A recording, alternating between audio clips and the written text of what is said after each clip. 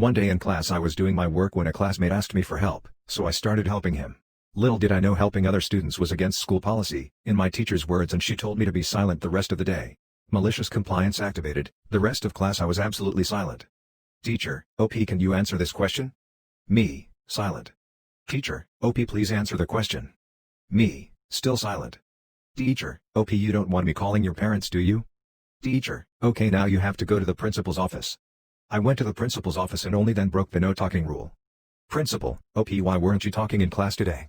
Me, the teacher told me not to. Principal, OP, never do something like that again. I was given a warning and my teacher was mad at me all year. Some people just can't be pleased. Doesn't matter what you do. The next story is about in-laws kicking me out, and what a surprise boyfriend left as well. This happened 3 years ago. My boyfriend and I started dating and I had been renting somewhere while he lived with his family, parents, sister and brother. BF is oldest, sis is my age, 1 year younger than BF, and the brother is much younger than us. Naturally, I started sleeping over and all was well.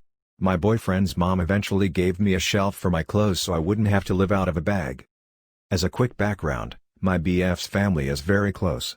Despite him being well into his 20s, he was expected to go to every single event to which his family was invited and expected to do anything and everything his parents asked. In other words, the first few years of our relationship, I had to leave my apt and I lived with him and his family because he was expected to do everything his family did and I wanted to hang out with him and spend time. Call me naive and in love, lol.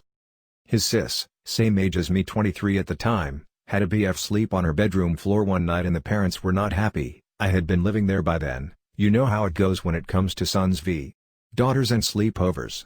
The parents threatened that I would have to move out BC. They're not okay with the sister having boys over. I said okay, but that you're coming with me. He agreed, but it was never brought up again. 2 years later, the sister gets a BF. Her BF begins to sleep over and all is fine for like another year or two. So I'd been living with my BF and his family for like 4 years by now.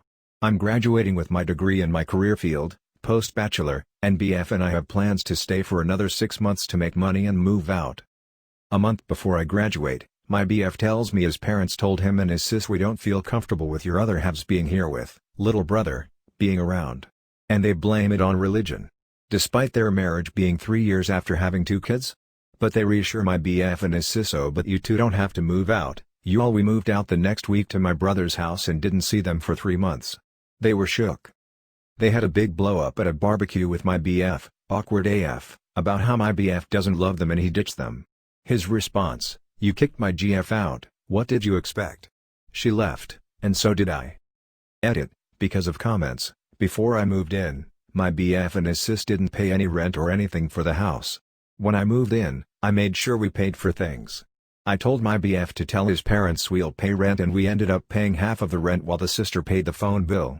We bought groceries, still did chores, took care of the little brother, etc. We didn't freeload. This happened when I was around 12 years old. It was my birthday, and in the morning I came out and asked my dad what he got me for my birthday. He didn't even wish me happy birthday, and he was quite busy with work as well, so just smirked and said, I got you the bunch of bananas there. I was so upset and mad because he wouldn't even look up or wish me. I ate all 12 bananas because they were my present and I could.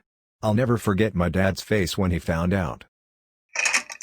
Next up, my neighbors wanted to call a professional to mark their property line. My parents agreed and it completely backfired. This was a long time ago, but I remember it clearly. We moved into a community with tight space in between our house and our neighbors, and we didn't like them being able to see into our kitchen. We put up a bunch of plants, costing thousands, but my parents thought it would be worth it. A week later my parents awoke to the plants completely chopped down. My father was furious, and marched down to our neighbor's house. He told my father the plants were on his property line, therefore he had total right to take them down. He warned that if anything were to go on his property again, he would report us to the authorities immediately. Later that day my father called the company that put in the plants, and with the warranty we could have them replanted next week for no charge. We made sure there was no way it was on our neighbor's property. However, a few days later we caught him chopping them down at 2 a.m. We called the police upon obstruction of property, and after a chat with my neighbor, he decided to call a professional and mark his property line. My father agreed. A few days later I got home to find orange tape in my neighbor's yard. Apparently, his fence was 11 feet over our property line. We watched as he took down his fence, completely furious. Within the next month, we were enjoying our new space and privacy in our backyard, and my neighbor ended up losing 1/4 of his backyard. My neighbor ended up having to pay almost $10,000 for the destruction of our property, and we got to plant our plants again. Sounds like an happy ending to me. Thank you for watching.